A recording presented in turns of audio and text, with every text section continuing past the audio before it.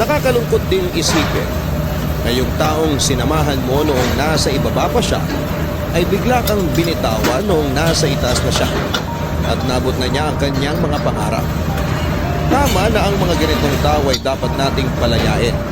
dahil habang hindi ka nagpapalaya ay mapipigilan lamang nito ang sarili mo para matagpuan mo ang tunay na nakalaan sa iyo at hindi ka iiwanan kahit na ano pa ang kanyang marating. Nakakalungkot ding isipin na yung taong sinamahan mo noong nasa ibaba pa siya ay bigla kang binitawan noong nasa itaas na siya at nabot na niya ang kanyang mga pangarap. Tama na ang mga ganitong tao ay dapat nating palayain dahil habang hindi ka nagpapalaya ay mapipigilan lamang nito